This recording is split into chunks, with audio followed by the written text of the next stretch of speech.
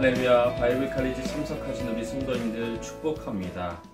오늘 성공할 그리스도인의 개념 정리 2강 언약 시간입니다. 오늘 강의를 통해서 하나님께서 우리를 얼마나 소중하게 생각하시는지, 피조물 된 우리를 얼마나 격상시켜 주시는지, 그리고 우리에게 보장하신 약속이 얼마나 고귀하고 또 그 약속이 찬란한지 알 수 있습니다. 설명에 앞서서 먼저 이 꽃을 하나 보여드리겠습니다. 이 꽃이 무엇인지 아십니까? 꽃말이 어떤 의미인지 아십니까? 이 꽃과 관련된 설화가 있습니다.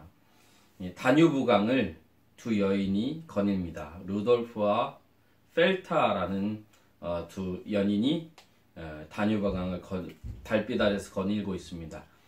둘은 결혼을 약속한 사이고 루돌프는 기사입니다. 근데 저 펠타라는 자매가 저 밑에 강둑에 강과 뚝 경계선 사이에 있는 저 꽃을 보고 한동안 거기에 멈춰서 시선을 고정해서 바라봅니다. 너무 청초하고 순박하고 아름다운 꽃을 바라보고 있습니다.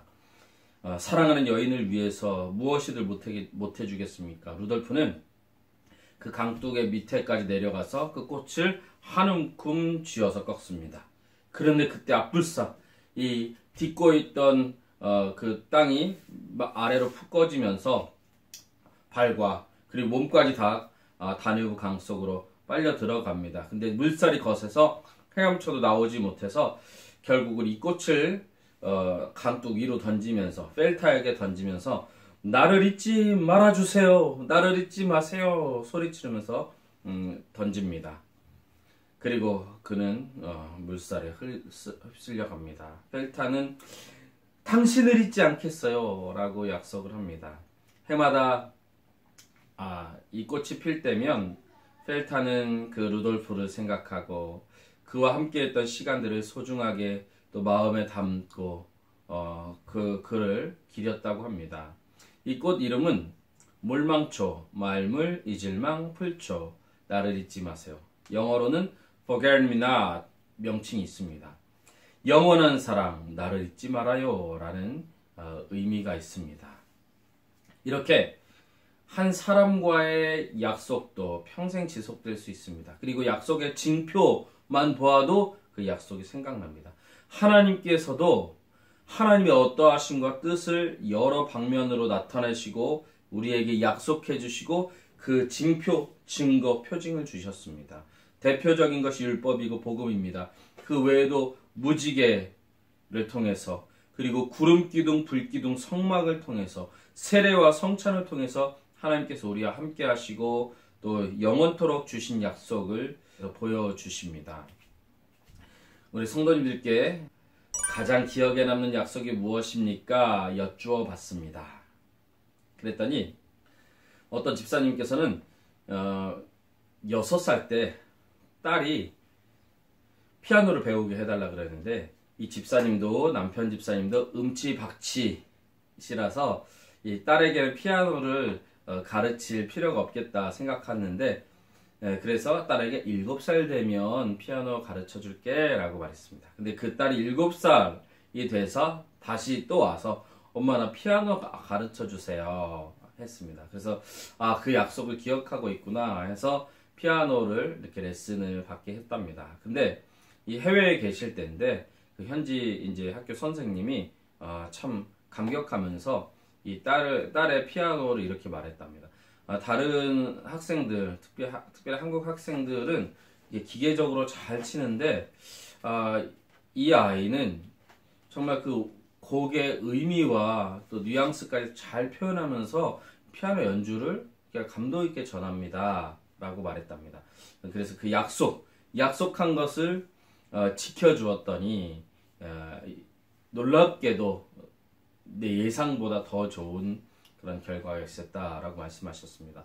또 어떤 집사님께서는 우리 교회 금요 기도회 때 하나님의 강력한 감동, 아기를 갖고 또 출산하고자 하는 그런 감동을 주셨다고 합니다. 그 전에는 그냥 습관적으로 기도했는데 그 감동 이후로는 정말 태의 열매를 위해서 절실하게 기도했고 40이 넘어서 이렇게 인공수정을 통해서 한 번에 이게 쌍둥이를 또 이 땅에 탄생시켰습니다. 그것을 통해서 그 전에보다 더 뜨겁고 더 이렇게 하나님을 신뢰하게 됐답니다. 하나님께서 주신 감동, 하나님께서 주신 약속은 반드시 지켜주시는구나 하고 이 쌍둥이들을 통해서 믿음이 더욱더 깊어지고 견고해졌다고 합니다. 그리고 한 전도사님께서는 어떤 집사님께 리더로 헌신하시자 권면했는데 이번에 못하고 내년에 하겠습니다 라고 말씀했대요. 근데 그 다음 해가 되자 그 집사님께서 리더 하겠다고 이렇게 전도사님께 작년에 약속했듯이 리더 하겠다고 말씀했을 때 그 약속이 정말 지금까지도 감동적이고 잊혀지지 않는다고 합니다.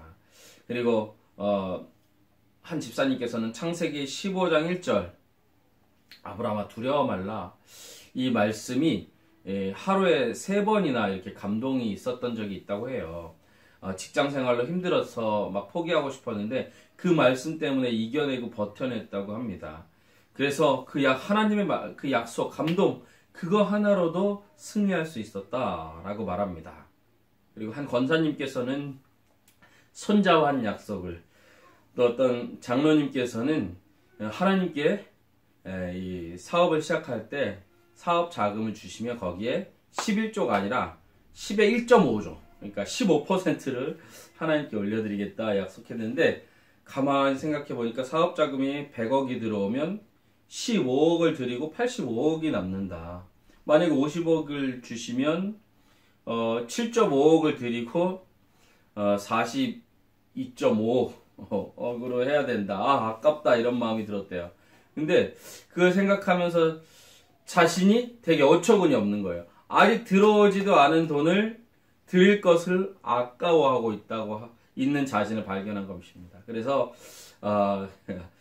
마음을 다잡고 그 이후로 심절 철저히 또 하고 계시다고 합니다. 이렇게 우리에게는 약속 하나가 우리의 삶에 파장을 일으키거나 변화를 일으킵니다. 약속은 그만큼 중요한 것입니다. 사람과의 관계에 있어서는 약속을, 그 관계를 더욱더 돈독하고 풍성하게 합니다. 약속이 있는 관계는 안정감이 있어서 미래를 기약할 수 있습니다. 우리 사랑과 존중의 약속이 있기 때문에 청혼은 로맨틱하고 우아하고 숭고한 것입니다. 만약에 그 약속이 없다면 청혼은, 결혼은 사무적이고 업무적이고 의식적일 것입니다.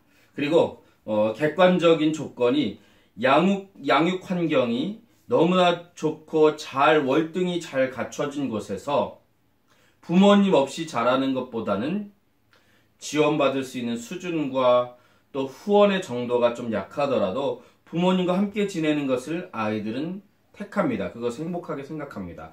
제가 어렸을 때만 하더라도 우리나라 TV에 이제 드라마 중에는 이런 장면들이 많이 나왔어요. 가정이 어려워서 친척집이나 아니면 부잣집이나 아니면 그 어린이들을 양육하는 곳에 몇 년 동안 맡기고 나중에 찾아오는, 근데 그걸 보면서 저는 저렇게 되면 얼마나 마음이 아플까, 불행할까, 이런 생각이 들었습니다. 생명보다 더 자기를 위해주고 또 생명을 다해서 나를 지켜주고 보살펴주겠다는 그 부모님의 명시적이지도 않아요. 그 마음이 전달되는, 그 약속이 전달되는 그 관계 속에서 있을 때 그 아이들이 안정감과 행복을 누리는 것입니다. 우리 한 사람의 약속은 그래서 누구에게나 함부로 할 수 있는 것이 아닙니다. 그리고 그 약속은 고귀한 것입니다. 그래서 주님은 약속을, 언약을 아무나 맺지 말라고 합니다. 출애굽기 34장 12절에 보면은 너는 스스로 삼가 네가 들어가는 땅의 주민과 언약을 세우지 말라. 그것이 너희에게 올무가 될까 하노라 라고 말합니다. 하나님께서는 언약을 세울 때 신중하라고 합니다. 근데 오늘 볼 언약은 하나님과 사람과의 약속을 우리가 함께 보겠습니다. 이제 본문 속으로 들어가도록 하겠습니다. 언약은 무엇입니까? 언약은 사회적인 실정법적인 의미에서는 계약을 말합니다. 계약. 여러분 계약 있죠? 당사자 간의 의사표시에 합치에 의한 법률 행위를 말합니다. 계약으로 인해서 당사자 간에는 일정한 효과가 나타나고 또 발생합니다.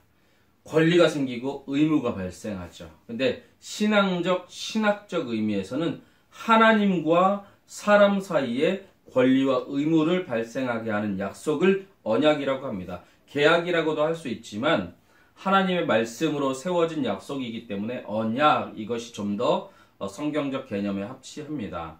성경에서 약속을 구약에서는 베리트라는 단어, 언약 베리트라는 단어로 설명합니다. 이 베리트는 자르다, 쪼개다, 분리하다, 이런 뜻이 있습니다. 언약을 맺다 할 때는 카랏 베리트라고 하는데요. 이 언약을 쪼개다, 언약을 분리하다, 파괴하다, 이런 뜻입니다. 이거는 언약을 파괴한다는 것이 아니고 당시의 관습, 풍습에 따라서 이렇게 말하는 것입니다. 언약을 세울 때 그 징표로 짐승을 잘라서, 반을 잘라서 이렇게 배치합니다. 그리고 언약의 당사자들이 이 짐승 사이를 한 번씩 이렇게 건너갑니다. 그것이 계약 체결 방식이에요. 지금은 사인하고 서로 계약서를 주고받죠. 근데 예전에는 짐승을 반으로 갈라서 한 번씩 이렇게 건너가는 것이 계약 체결의 방식이었습니다. 그건 뭐냐 하면 언약을 어길 시에, 계약을 어길 시에 너도 이 짐승처럼 된다. 어떻게 해요? 찢어서 좀 살벌해서 표현을 여기까지 하겠습니다. 그것입니다. 하나님과 우리와의 언약도 그러한 방식으로 체결된 것이 성경에 나옵니다. 모세와의 언약인데요. 좀 이따 보겠습니다. 언약은 하나님께서 영원하신 구원 협약, 삼위일체 하나님께서 이 구원하고자 하는 그 작정을 우리에게 알려주시는 건데요. 언약을 위해서는 당사자, 조건, 약속이 필요합니다. 당사자는 하나님과 사람, 조건은 순종, 불순종, 약속은 축복과 저주입니다. 순종하면 축복, 불순종하면 저주. 네, 언약의 조건에서 그리스도의 순종이 유일한 진료인 교재에 써 있죠. 성도의 믿음은 형상인 또는 도구인이라는 그런 용어로 써 있는데요. 이건 무슨 뜻이냐면 그리스도의 순종이 그 언약의 모든 축복을 포함하는 내용이다. 내용. 그것을 우리가 받는 것이다. 그것이 진짜이다. 내용이다. 라는 말이고요. 믿음은 뭐냐 하면 여러분 밥상을 한번 생각해 보세요. 이 밥상에 밥은 그리스도의 순종이에요. 그리스도의 순종. 그것을 통해서 다 이루신 의입니다. 이것을 숟가락으로 떠먹죠. 밥을. 그 숟가락이 믿음이에요. 이게 진짜고 이건 아닙니다. 우리가 숟가락을 먹진 않지 않습니까? 근데 숟가락이 없으면 이걸 떠먹기가 어렵죠. 믿음인 것입니다. 뜨거운 밥, 지금 갓 지은 밥 손으로 먹을 수 없잖아요. 그래서 내 믿음을 자랑하는 사람들은 이런 사람이에요. 숟가락 들고 나 이 숟가락 너무 좋아요. 이렇게 자랑하고 다니는 사람입니다. 식사 현장에서 숟가락을 만찬장에서 숟가락, 포크, 나이프를 막 들고 자랑하는 게 믿음을 자랑하는 거예요. 그래서 우리의 믿음은 자랑할 것이 없다. 오직 그리스도의 은혜, 그리스도의 순종, 당하신 순종, 행하신 순종, 그것으로 말미암는 의를 우리에게 주시는 것, 그걸 자랑하는 것이죠. 하나님께서 언약을 체결한 여러 가지 방식들이 있습니다. 근데 언약 체결은 굉장히 우리에게는 축복이에요. 자, 언약은, 계약은 그것을 체결한 당사자가 동급이 되는 것입니다. 동등한 지위를 인정해 주시는 거예요. 하나님이 피조물된 우리와 언약을 체결해 주시는 것은 우리를 그만큼 존중히 여겼다는 것입니다. 이 세상 어떤 피조물도 하나님과 언약을 맺은 그런 피조물이 없어요. 우리 사람만 그렇습니다. 그렇기 때문에 언약의 당사자 된 것만 해도 하나님께서 그 지위와 자격을 격상시켜 주시고 만물의 영장이라 일컬음밖에 조금도 부족함이 없는 것입니다. 아브라함과 체결한 언약, 여기서 창세기 15장 보면 아브라함이 이제 고기를 쪼갭니다. 그리고 거기에 이제 횃불이 하나님 쪼갠 고기 사이로 지나갑니다. 그럼 뭘 말하냐면 아까 언약 체결 방식이 지나가는 거라고 했죠. 하나님은 언약을 체결하겠다고 약속하셨어요. 이행하겠다고, 의무를 이행하겠다고 약속하셨어요. 그러나 아브라함은 거기에서 아무것도 역할하지 못합니다. 다시 말하면 하나님과 사람 사이에 언약을 맺었는데 그 언약에 알파부터 오메가까지 다 하나님께서 끌고 가시겠다는 거예요. 책임져 주시겠다는 거예요. 언약이 파기되지 않도록 하나님께서 어떻게든 이거를 보장해 주시겠다는 한 약속입니다. 그래서 언약의 종류를 보시면 크게 행위 언약, 은혜 언약, 새 언약 이렇게 세 가지로 구분합니다. 건전한 신학자들 세 가지로 구별합니다. 행위 언약은 뭐냐 하면 첫 언약이라고도 부르고요. 자연 언약이라고도 부르는데 에덴 동산에서 하나님과 아담이 맺은 언약을 말합니다. 여기에는 순종, 행위가 조건이 됩니다. 그 순종, 행위는 뭐냐면 순종은 무슨 순종입니까? 행위는 무슨 행위입니까? 하나님께서 말씀하셨습니다. 동산 중앙에 있는 선과 악을 알게 하는 나무의 실과를 먹지 말라. 여기에 순종하면 돼요. 그냥 가만히 있으면 됩니다. 지금까지 이 선악과에 관심을 기울이지 않고 그것을 탐닉하지 않아도 그 이외의 모든 것들을 아담과 하와는 누리고 살았어요. 먹을 것들, 교제할 것들, 이것 빼고 모든 것들을 다 하나님께 허락하셨습니다. 불편함이나 결핍이 조금도 없었어요. 지금까지 느끼지 못했습니다. 그러나 어떻게 되죠? 결국은 범죄하고 맙니다. 따먹고 맙니다. 가만히 있으면 돼요. 부작위 명령이었습니다. 뭐뭐 해라가 아니라 하지 말아라. 가만히 있어라인데 그 쉬운 것도 어기게 되었습니다. 순종하지 못했습니다. 그래서 인류의 대표 아담이 그렇게 했고 하와가 그렇게 했기 때문에 모든 인류는 순종으로는, 행위로는 하나님을 만족시킬 수 없습니다. 그리고 순종으로, 행위로 하나님의 뜻을 100% 순종할 수 없습니다. 근데 이거는 파기돼야 돼요. 왜냐하면 아담이 어겼잖아요. 근데 하나님께서는 이 파기하지 않고 희망을 주십니다. 첫사람 아담이 이 순종에 실패했기 때문에 둘째 아담, 예수 그리스도, 하나님께서 사람의 몸을 입고 오신 참 하나님이시자 참 사람이신 인성을 가지신 우리와 성정을 똑같이 하신 그 예수 그리스도가 순종하심으로 행위로서 하나님의 모든 명령, 언약의 조건을 성취하십니다. 그것을 우리는 기대하고 바라보고 그 메시아가 이루어내신 그 순종의 공로를 우리에게도 허락하시고 나누어 주실 것을 기대할 수 있습니다. 그것이 이제 그 기대를 가지고 구약의 백성들은 계속해서 살아냅니다. 이걸 은혜 언약이라고 합니다. 하나님께서 타락한 인류 가운데서 대표자들을 몇몇 세우셔서 그들의 믿음을 조건으로 영생을 베푸시겠다는 그런 언약입니다. 첫 언약, 행위 언약은 행위, 순종의 행위, 사람의 행위를 조건으로 하셨는데 이제는 그거 불가능해. 얘네가 그거 불가능한 거를 아셨습니다. 그래서 어떻게 해요? 믿음을 조건. 무엇을 믿습니까?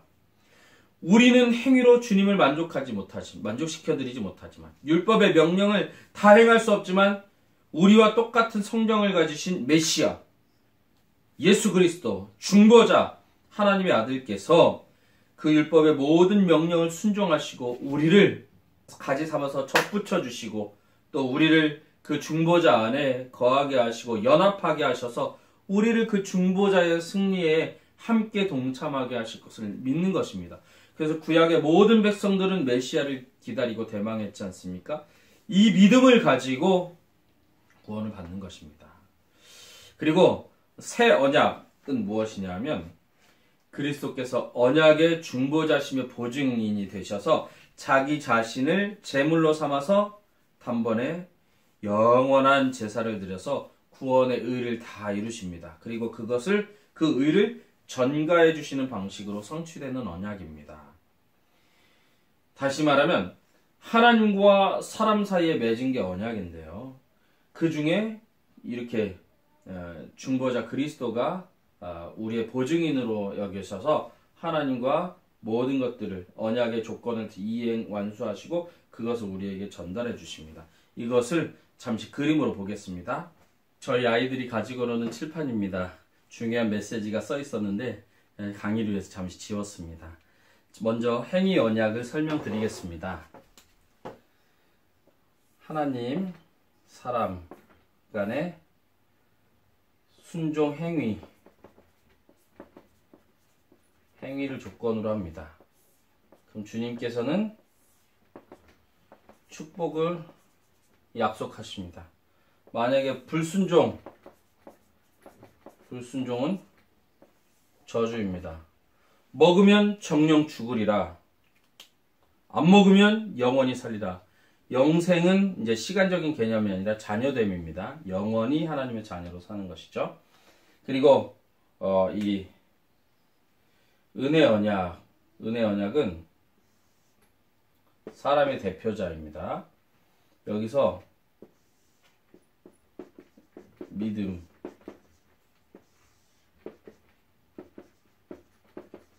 축복. 누굴 믿어요? 나는 할 수 없으니까 온전히 행하실 수 있는 메시아를 믿는 것입니다. 그분의 공로를 믿고 그분의 공로가 내 것이 될 것을 믿는 것입니다.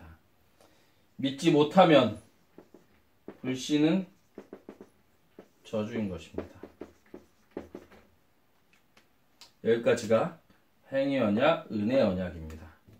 새 언약을 말씀드리겠습니다. 새 언약은 하나님과 사람 사이에 체결되는 것입니다. 근데 중간에 중보자 그리스도가 언약의 또 당사자 역할에 섭니다. 그래서 주님의 순종의 축복을 그리고 우리의 불순종의 저주를 순종 한번 해보실까요? 행하신 순종 저주를 당하셨죠? 당하신 순종 이거는 우리의 불순종이죠. 불순종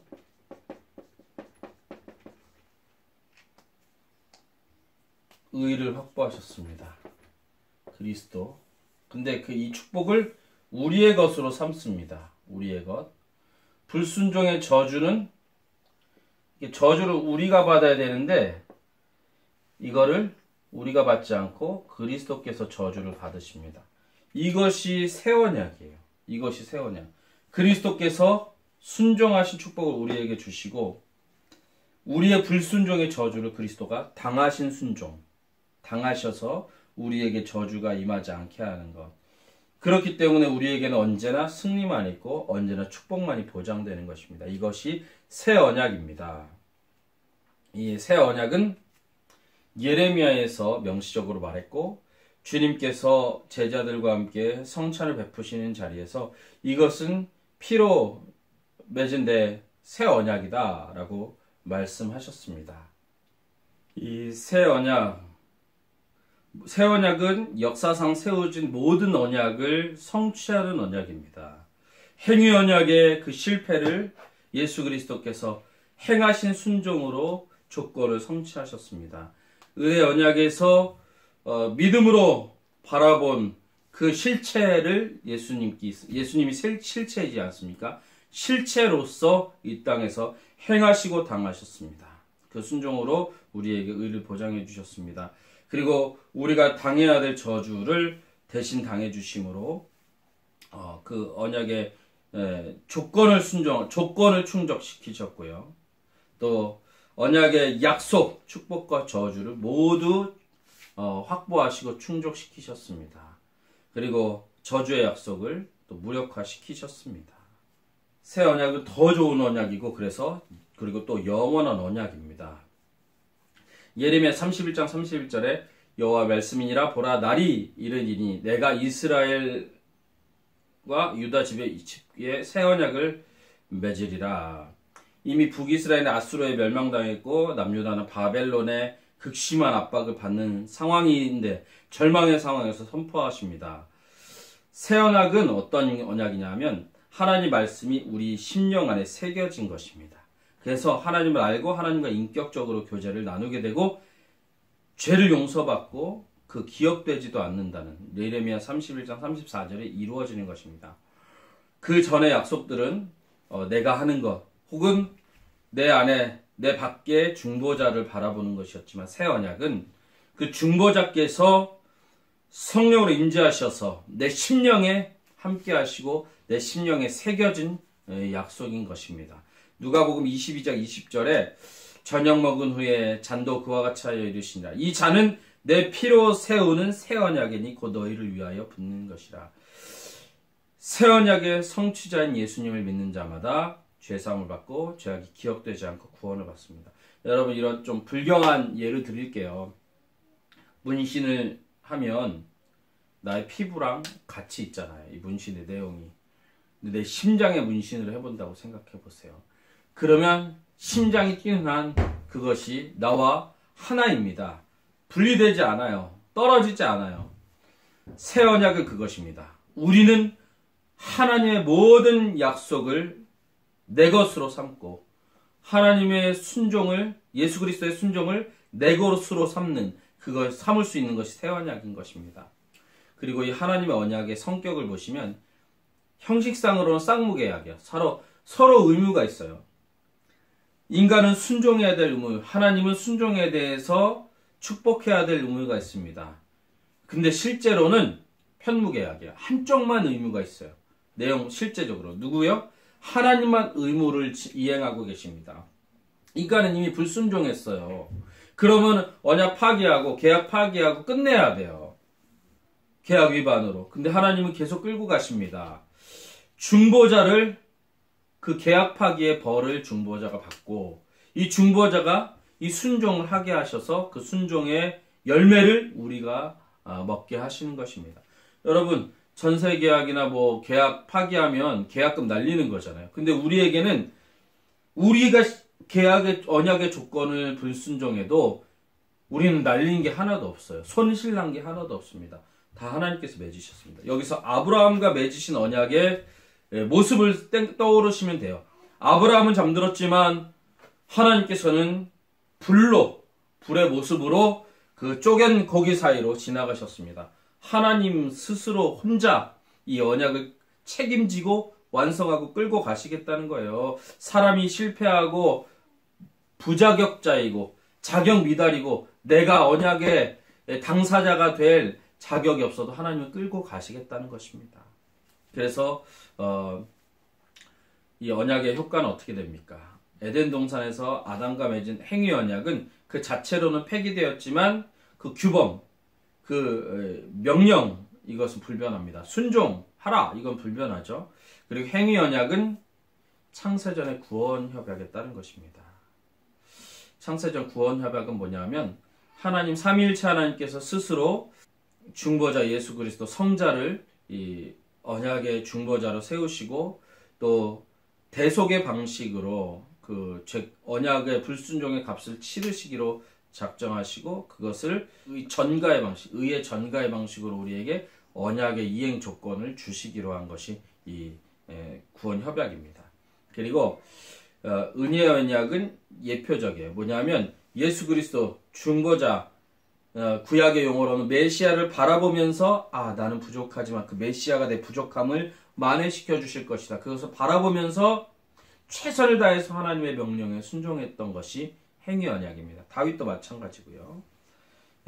그리고 새 언약은 행위 언약과 은혜 언약의 완성, 성취입니다.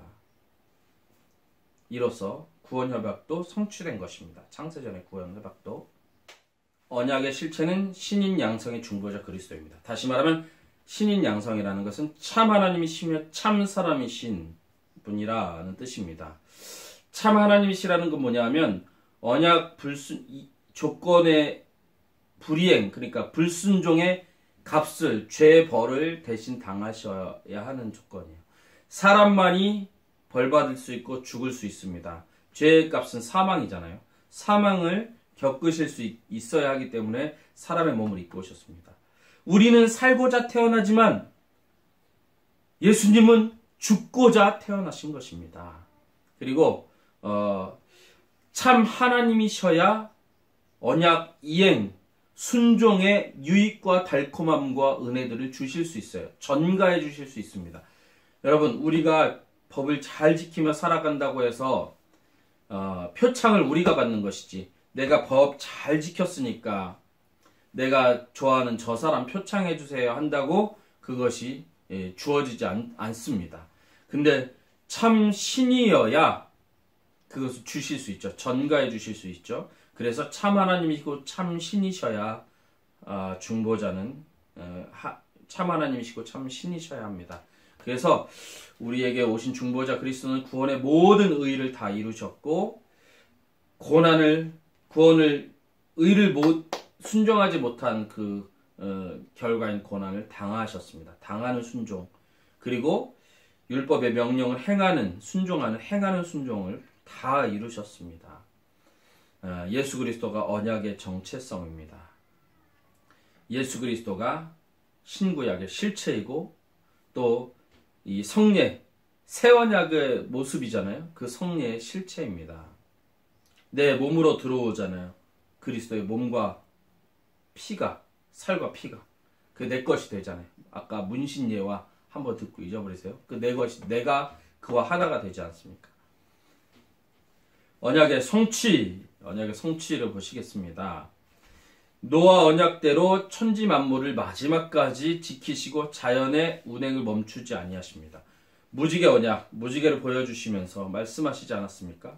그리고 아브라함에게 믿기만 하면 땅과 후손과 너희를 복의 근원으로 삼겠다 약속해 주셨죠. 그것을 우리에게 그대로 허락해 주십니다. 야곱 언약을 성취하셔서 우리가 12지파의 반열, 구원받은 거룩한 백성에 들게 하십니다. 모세 언약을 성취하셔서 여호와의 율법을 준행하는 거룩한 백성이 되게 하셨습니다.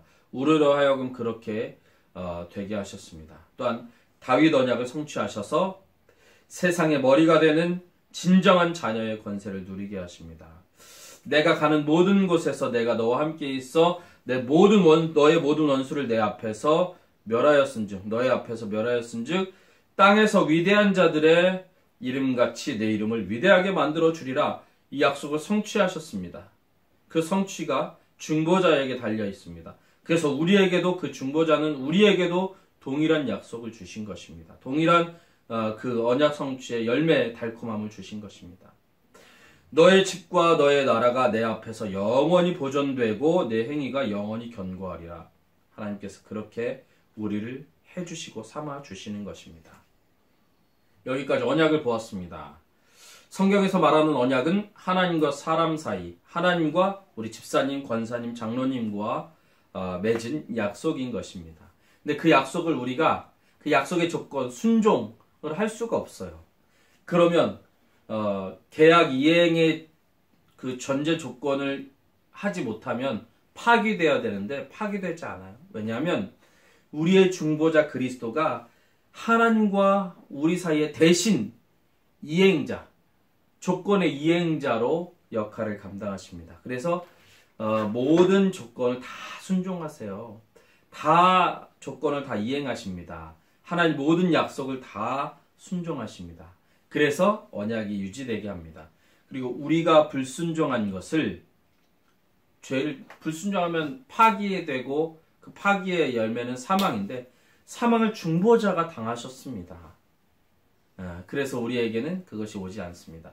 이 언약을 맺을 수 있다는 것 자체로 우리는 엄청나게 격상된 거예요. 하나님의 아들, 딸, 하나님의 형상, 또 하나님의 친구, 벗이라고 일컬음 받고 계신 것입니다. 여러분은 하나님의 영으로 감동된 사람은 성령같이, 마치 신과 같이 여겨진다는 것입니다. 우리의 성정은 피조물이지만, 우리의 자격은 피조물이지만 하나님께서 친구로 삼아주셨다는 것입니다.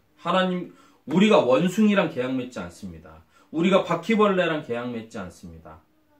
그건 우리랑 수준이 달라요. 클래스가 달라요. 원숭이든 바퀴벌레든 지렁이든 사람이든 다 피조물이에요. 그런데도 클래스가 다르면 계약 맺지 않아요. 사람 사이에도 마찬가지입니다. 서로 비슷한 사람들끼리 계약을 맺지 클래스가 다르면 계약 맺지 않아요. 그런데 하물며 피조물인 우리에게 창조주 하나님께서 약속하자고 하십니다. 지키지 못할 것을 아시면서도 약속하자고 하십니다. 내가 책임질게. 내가 파기하지 않을게. 내가 이 좋은 약속을 파기하지 않을게. 하자. 약속 맺자. 하십니다. 여러분, 그 약속 안에 거하시는 분이십니다. 예수 안에 있으면 정죄함이 없습니다. 예수님이 다 하셨기 때문입니다. 하나님의 모든 좋은 약속, 예수님이 예 해서 좋은 약속을 다 받으셨습니다. 우리는 아멘 하면 참 하나님이시며 참 사람이신 예수님께서 그 좋은 약속을 전가해 주십니다. 여러분, 하나님이 주신 그 약속 안에 머무시고요. 성경에 나오는 모든 축복의 약속은 누구 것이다? 옆에 계신 권사님, 전도 많이 하신 집사님, 헌금 많이 하시는 장로님 것이다? 그것도 맞지만 내 것이다. 새 언약은 무엇이라고 했습니까? 나와 그 언약의 약속이 하나 되는 것. 내가 중보자의 순종과 하나 되는 것. 나의 불순종이 중보자의 것이 되는 것. 그것이 새 언약이라고 하지 않습니까?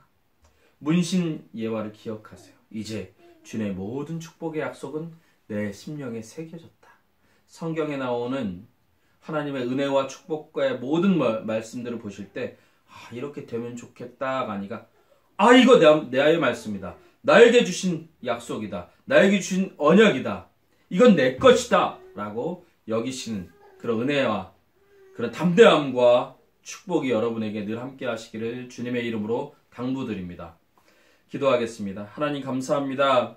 오늘 바이블 칼리지 언약을 통해서 주님의 모든 좋은 약속들이 내 것임을 알게 되었습니다. 그리고 불순종과 또 하나님 앞에 나오기 부끄러운 모습은 하나님과의 관계에 있어서 전혀 해가 되지 않으며 용납해 주시고 중보자께서 대신 짊어주신 그 죄의 값으로 우리는 또 하나님과 같이 갈 수 있는 기회를 무한히 제공받는 사람인 줄 알았습니다. 주님, 이 새 언약을 우리에게 주셨사오니 주님의 축복의 약속들이 그저 남의 것이라 아니면 이렇게 되면 좋겠다 희망사항이 아니라 온전히 내 것으로 삼는 저희들이 되게 하여 주시옵소서.